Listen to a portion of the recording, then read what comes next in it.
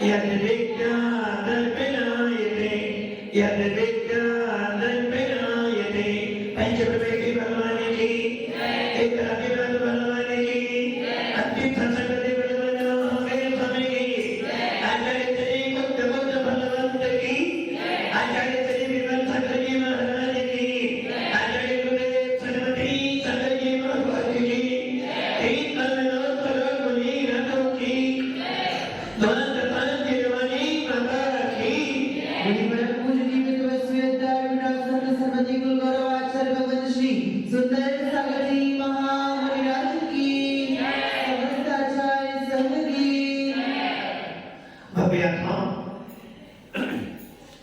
बड़ा ही पावन दिवस है कि हम पर्वों के दिनों में बैठे हैं।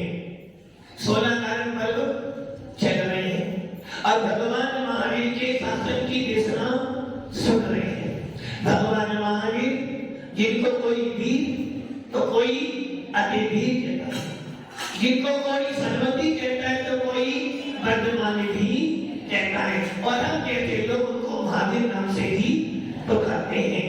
ऐसे भगवान महावीर जिनके पावन शासन में हम सब चल रहे हैं और उनकी भीतर देशना का स्वागत कर रहे हैं।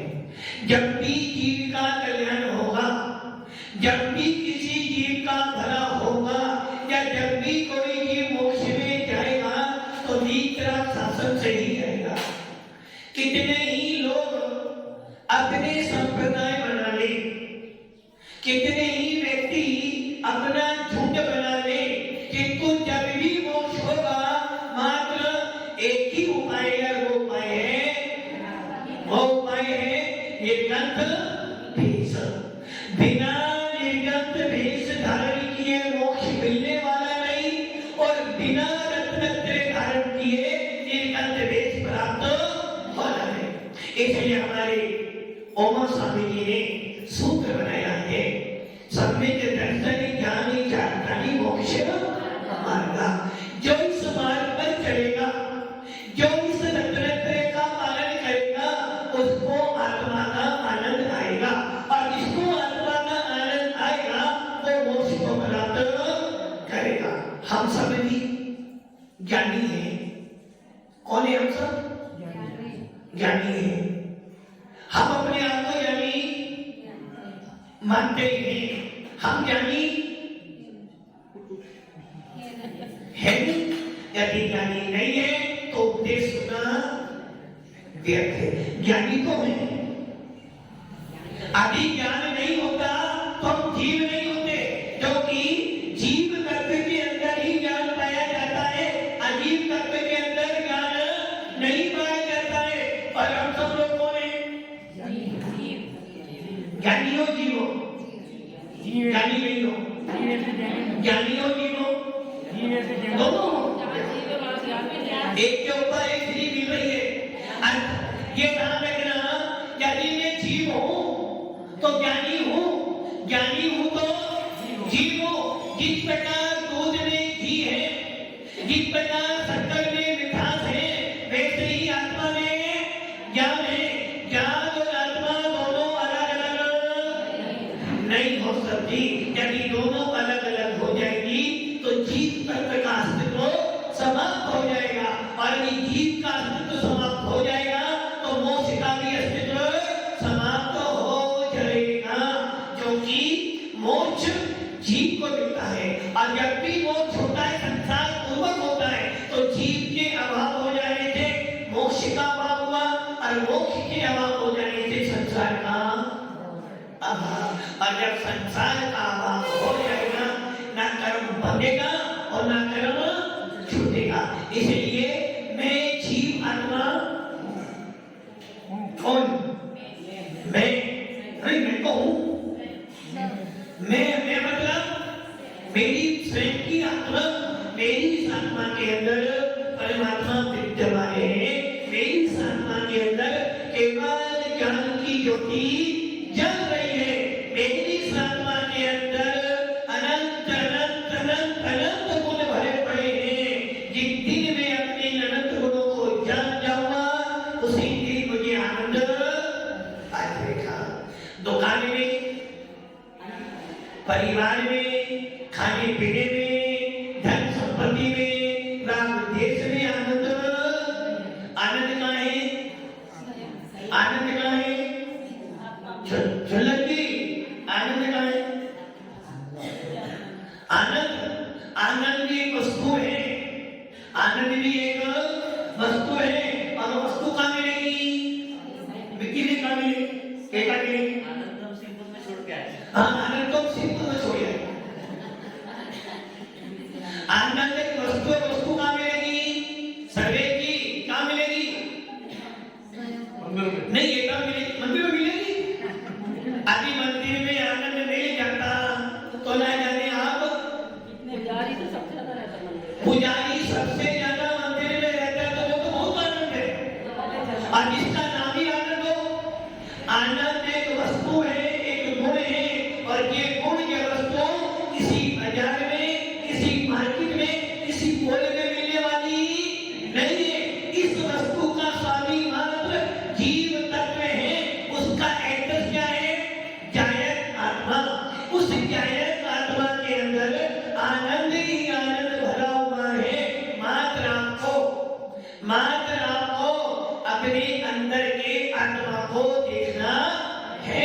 यदि एक बार, और मिला जी, एक बार यदि आपने अपने अंदर की आत्मा को देख लिया तो समझ लेना अपार अपार आनंद आएगा। अपन दिए पाठ पढ़ते हैं, एक पंक्ति पढ़ते हैं ना, तो मैं दिए में व्याकुल भयो जैसे जल बिन भी जन्म जरा मेरी हर करो मोर शांति। तो इन पंक्तियों में कवि यही कह रहा कि भगवान की मूर्त देखो और अपने अंदर के परमात्मा को देखो। जब अंदर के परमात्मा को देखते हैं तो अपार अपार अपार आनंद आता है। वो आनंद और वो खबर को देखकर करने के बाद भी नहीं आता। जिस प्रकार जब गुलाब जामुन खाते हैं तो उसका आनंद, उसके आनंद के सामने सारे पकवान पीछे। वैसे ही जब आत्मा का आनंद आता है, जब आत्मा की अनुभूति होती है, जब आत्मा का रसास्वाद आता है, तो उसके सामने संसार का सारा वैभव फीका पड़ जाता है। एक भेद विज्ञानी, एक सत्य दृष्टि जब आत्मा का आनंद देखता है, आत्मा के आनंद की अनुभूति लेता है, आत्मा के आनंद के बारे में विचार करता है, तो उसको लगता है बस इसके अलावा सबका सब निस्सार है।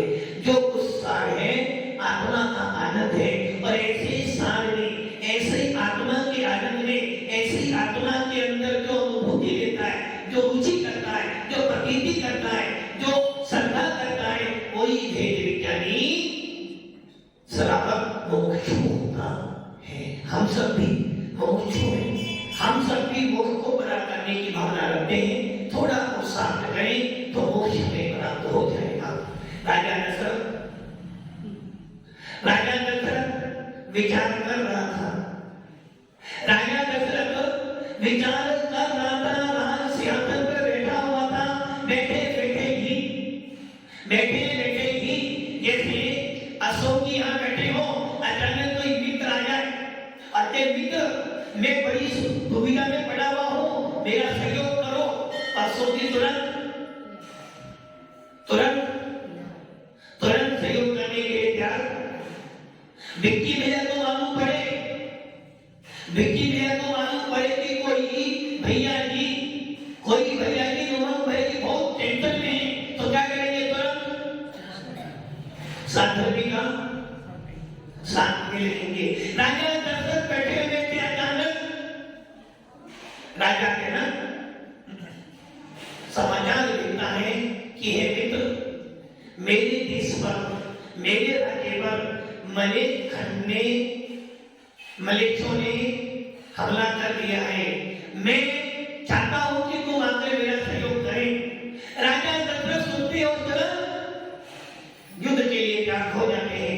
अपनी चतुर विधि सेना लेकर युद्ध करने जाती है। युद्ध करते करते करते करते एक क्षण ऐसा आ जाता है कि राजा दशरथ को लगता है कि अब मेरे प्राण बचने वाले नहीं है। किंतु राजा दशरथ की 4 रानियां थी, उसमें से एक रानी कैकेयी भी थी, और कैकेयी जो थी युद्ध कला के अंदर निपुण थी। रानी कैकेयी जो थी साथ ही बहुत सुंदर थी, और जब वो रथ चलाती थी तो उसके सामने सारे योद्धा पीछे रह जाते थे। रानी कैकेयी भी युद्ध में साथ में गई थी। राजा ने बड़ा मना किया था कि हे प्रिय, तुम युद्ध में जाओगी, क्योंकि युद्ध क्षत्रियों का विषय है। युद्ध तो शूरवीर करते हैं, स्त्रियों का काम युद्ध करना नहीं है। किंतु रानी ये कहते हैं, चिंता न करो राजन, हमारे देश में रानी लक्ष्मीबाई जैसी भी हुई है जिन्होंने युद्ध किया है, और आप भूल गए हो कि मैं क्षत्रियों की पुत्री हूँ, और क्षत्रियों के बच्चे जो होते हैं जन्म से ही तलवार चलाना सीख जाते हैं। तो राजा जनक की सहायता में जब राजा दशरथ गए थे तो कैकेयी उनकी साथी बनते गई थी, और जब कैकेयी ने देखा कि मेरे प्राणनाथ कुछ चिंता में पड़ गए हैं, लगता है उनको कि मेरे पर विश्वास नहीं है। उमंग भाई ने क्या लगा उसको? किसको? नहीं, मुझे तो है। अच्छा, दशरथ को विश्वास। अब एक आदि नारी चाहे तो घर को नहीं बिगाड़ दे, यदि नारी चाहे तो घर में महाभारत उत्पन्न करती होती, नारी चाहे तो घर में लड़ाई का पाठ भी करे। कैकेयी ने सोचा हमको अपनी परीक्षा, अपना जलवा दिखाना ही पड़ेगा, और रानी कैकेयी ने दशरथ जी ने बोला अब आप आराम से बैठे, क्योंकि राजा दशरथ चिंता में थे कि अब मैं इतना दूर आ चुका हूँ युद्ध कर करके कि अब मेरे को बचाने वाला कोई नहीं। किंतु रानी कैकेयी ने अपनी चतुराई से ऐसा रथ चलाया कि सबसे सब योद्धा उनसे पीछे हट गए। जब राजा दशरथ ने देखा कि ये प्राण रानी कैकेयी की धरोहर है, यदि आज रानी कैकेयी नहीं होती तो मेरे प्राण पखेरु उतर जाते और मैं ना जाने कहां चला जाता। इसने मुझे जीवन दान दिया है, और जिसने जीवन दान दिया है, जिसने मेरा उपकार किया है, उसको तो मैं। रानी कैकेयी राजमहल में आ जाती है। राजा दशरथ जाते हैं और रानी की बड़ी प्रशंसा करते कहती है, रानी तूने मेरे प्राण बचाए। आज के सिंहासन के मुकुट जो मेरे सर पर शोभायमान हो रहा है, इस सब की देन तू है। तू ना होती तो ये सिंहासन छूटा हो जाता। आज तूने मेरे प्राण बचाए हैं, मांग ले, तुझे क्या मांगना है मांग लो। यदि कभी कभार ऐसी परिस्थिति तुम्हारे पास में आ जाए कि तुम्हारे पति देव, तुम्हारे स्वामी कहेंगे मांग लो, क्या मांगना है, आप क्या बोलोगे? और मेरा जी क्या बोलोगे? यही कहोगे? नहीं, कहेंगी हे स्वामी सब कुछ साफ है, यदि आप सुरक्षित हो तो मैं सुरक्षित हूँ। तुम्हारा सम्मान मेरा सम्मान है, तुम्हारा अपमान मेरा अपमान है। जब एक स्त्री ससुराल में जाती है, वो सारे काम करती है, सबकी सुनती है, किंतु वो एक बात कभी नहीं सुन सकती। उस ससुराल में उसे कोई गाली दे, मारे, पीटे, सब सहन कर लेगी, किंतु अपने पति का अपमान कभी सहन। यदि उस ससुराल में पापा जी, मम्मी जी, भैया जी कुछ भी बोल देंगे, वो सुनेगी। क्यों सुनेगी? कि मेरा पति तो मेरे हाथ में है, और मेरे पति का सम्मान मेरा सम्मान है, इसलिए वो सब सहन करती है। किंतु यदि कोई उसके पति को कुछ बोल दे तो उसे जब प्रेयर जाती है, प्रेयर के अंदर कौन आए हैं? कौन जा रहे प्रेयर में? जमाई, जिसको मिली जबी जमाई।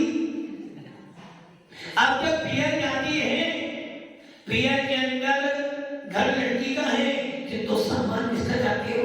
लड़की को सब हाथों पे रख रहे हैं कि नहीं बेटी आई है, किंतु बेटी जाती है। जब मेरे पति देव आए तो मेरे पापा मेरी मम्मी उनका सम्मान रखे, उनका सम्मान हो गया तो बेटी सोचते बस पापा ने भी मेरी इज्जत। तो एक समझदार स्त्री, एक पति बनना स्त्री हमेशा यही सोचती है पति का सम्मान मेरा सम्मान, पति का अपमान मेरा अपमान। तो रानी केकई भी कहती कि हे प्राणनाथ सब कुछ आपका ही तो है, आज जो मेरा इतना मूल्य है, आज जो मेरी इतनी प्रशंसा हो रही है, ये सब आपकी देन है। यदि आप ना होते तो मेरा क्या मूल्य होता। स्त्री का जब जन्म होता है तो उसकी इज्जत घर में रहती है, जब तक कुंवारी रहती है घर की शान करती है, और जब तक कुंवारी रहती है बाबू का नाम रोशन करती है, और शादी के बाद दो घरों को संभालती है, बाबू का भी घर संभालती है और पति का भी घर संभालती है। कहती कि हे प्राणनाथ आपने सब कुछ दिया है और अब मेरे को कुछ भी अपेक्षा बस इतना है आपके हृदय में, आपके हृदय में सदा मेरे पति सद्भावनाएं बनी रहें, मुझे और कुछ भी नहीं चाहिए।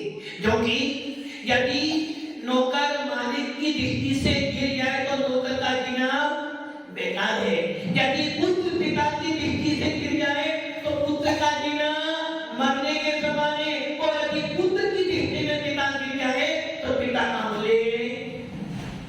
उसी प्रकार शिष्य और गुरु का संबंध होता है, शिष्य के हृदय में गुरु का वास है और गुरु की आंखों में हमेशा अपना शिष्य दिखता रहे। के बात सुनकर फिर दशरथ जी कहते हैं हे प्राणनाथ मैं क्षत्रिय हूं और क्षत्रिय कभी किसी का उपकार करते नहीं है, कर चुका देने के लिए रघुवर जी से सदा चढ़ी आई बरान जाने पर हे रानी मांग ले, आज मेरा मन बहुत कुशल मांग ले जो तुझे चाहिए। अब जब राजा दशरथ जी ने नहीं छोड़कर कहती है प्राणनाथ जब आपने जीत पकड़ ही दी है नौकी हट चार प्रकार, पहली है बाल है, दूसरी है स्त्री है, तीसरी है योगी है, और चौथी है राजहट डाली जा सकती है, योगी हट डाली जा सकती है, बालक की हट डाली जा सकती है, किंतु स्त्री की हट कभी आदि कांडों में महाभारत अशोक की महाभारत। अब रानी कहते स्वामीनाथ जब आप नहीं मानते तो एक काम करो मेरा मन खजाने में रख दो, जब जरूरत होगी जब बस नहीं अपनी बात। राजा दशरथ ये भूल गया था कि स्त्रियों को अभी तुमने वचन दे दिया तो ऐसे मौके में मांगेगी क्या कुछ भी नहीं करते हो, साथ फेरे लेते हो तो तुम्हें पूरे संसार में फंसा देती है, और आपने अभी वचन दे दिया है तो ना जाने वो अपना रूप कब दिखाते हैं। इसलिए स्त्रियों की माया चालियों को, स्त्रियों की चाल को तो भगवान भी नहीं जान पाते हैं। अब राजा दशरथ दे दिया वचन, और खजाने में इधर क्या होता है जब राजा दशरथ ने जनक के युद्ध में सहयोग करा था तो राजा जनक को लगा बस इससे बड़ा मेरा कोई मित्र दुख में जो साथ देता है, मुसीबत में जो साथ देता है उसका उपकार जीवन में कभी नहीं होना। जिसने हमारे दुख में, हमारे उन दिनों में, जिन दिनों में मेरे को कोई नहीं पूछता था, जिन दिनों में मेरा कोई मूल्य नहीं था, सब मुझे धोखा देते थे, ताने देते थे, उस समय जिसने हमारा साथ दिया है आदि बनान भी चले जाए तो उसका साथ याद करना पड़े अपने दिनों को। आपके जीवन में ऐसे दिन भी आए होंगे खाने को नहीं होगा, दान करने के लिए कहीं जाते थे तो लोग कहते खाने के लिए आ गया, ऐसे भी दिन आपने देखे होंगे। उस दिनों में जिसने आपका साथ दिया होगा वो व्यक्ति जीवन भर आपको याद, जिसने सुख में साथ दिया कोई साथ नहीं दिया, जिसने दुख में साथ दिया वो हमारा अपना होता है। इसलिए जिसने दुख में साथ दिया, संकट के समय साथ था, जिस समय कोई नहीं पूछता था, कोई हमारा बोलने नहीं सकता था, उस समय जिसने हमारा साथ दिया, आज उसके लिए प्राण भी चले जाए तो समझना मैंने उसका उपकार कर दिया। राजा जनक दशरथ से कहते कि हे भाई, हे मित्र, हे सखा, तूने मेरा साथ दिया और आज मैं इस सिंहासन पे सुरक्षित बैठा। मेरा छोटी सी प्रार्थना है, मेरे यहाँ एक कन्या रतन है जिसका नाम सीता है। मैंने निर्णय कर लिया बिना पूछे तुमसे कि इस कन्या को मैं तुम्हारे पुत्र के लिए, राम के लिए दूंगा। राजा दशरथ सुनते हैं और कहते हैं मित्र, हमारे यहाँ समदत्ति दान आया है, इसलिए आप भी राजा हो, मैं भी राजा हूं, मुझे तुम्हारा प्रस्ताव स्वीकार है। इधर जब राजा दशरथ जी अष्टानिका महापर्व में आषाढ़ की अष्टानिका के अंदर विधान पूजा कर रहे थे और 8 दिन तक चैतन्य में पूजा की। पूजा करने के बाद जब पूजा समाप्त हो गई, सभी रानियों के पास गंदोगन पिया। भगवान के सर पर एक बूंद पानी गिरता है तो वो निर्मल हो जाता है, गंधोदक बन जाता है और इस गंधोदक को लगाने के बाद आत्मा का एक एक परसे पवित्र हो जाता है।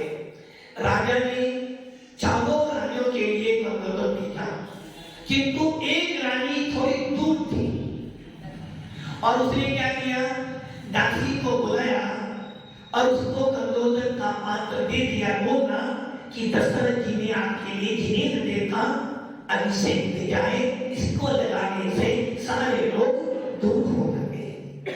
अब वो जो रानी थी, सुप्रभा नाम की रानी, देख रही है 1 घंटा हो गया, 2 घंटे हो गए, स्वामी को मेरी याद नहीं।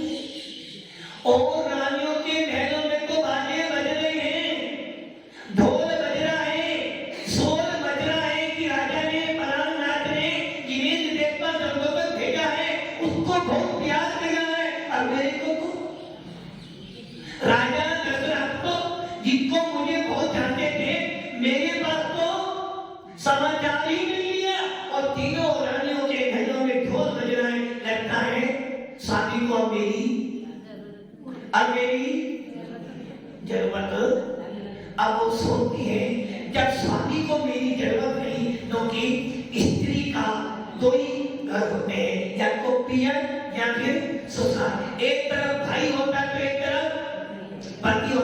भाई की याद मुझे नहीं आ रही, कोई बात नहीं, क्योंकि भाई को मैं छोड़कर आ चुकी हूँ, क्योंकि मेरा मरना जीना, किंतु अगर पति ही मुझे भूल जाए तो काय का श्रृंगार और काय का दहेज।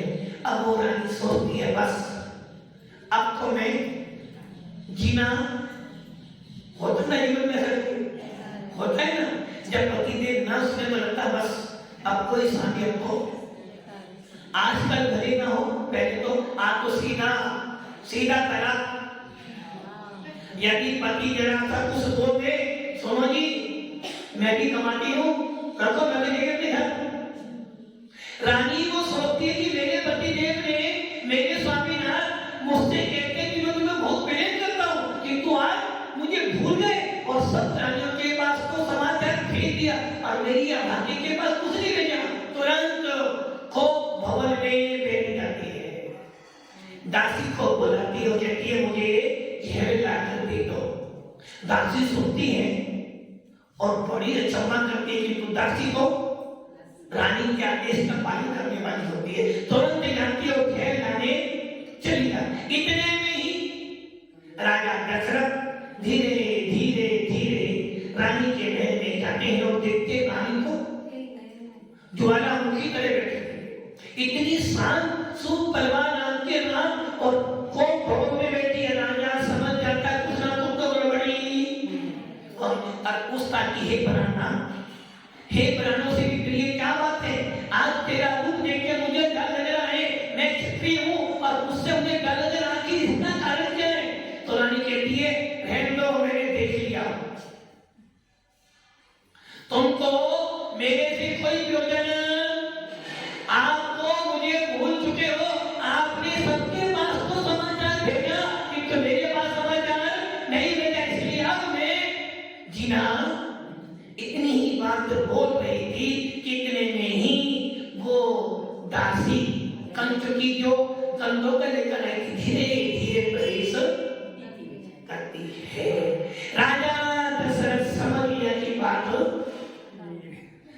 रानी तू इस गलती में मत रह कि मैंने तेरे को याद नहीं किया।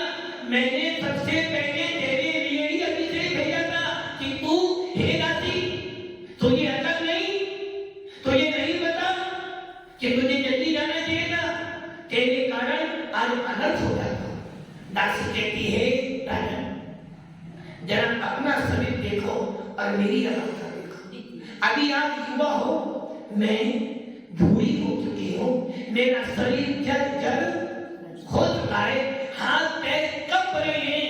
इसके बाद भी मैं जिनेंद्र देव का संशोधक लेकर आई हूँ, मेरा पोशाक को देखो। राजा जनक राजा दशरथ ये बात सुनता है और चिंतन करता है, ये दशा मेरी भी, मुझे भी एक दिन ऐसा होना पड़ेगा। ऐसा चिंतन करता है, इतने में ही भावना भागे मुनि सकल गति करे भागी, भावे भोगन ते वैरागी, वैरागे उपागन माही। अब इसी बात को पंडित दोष प्राप्त कर रहे हैं। बाले बने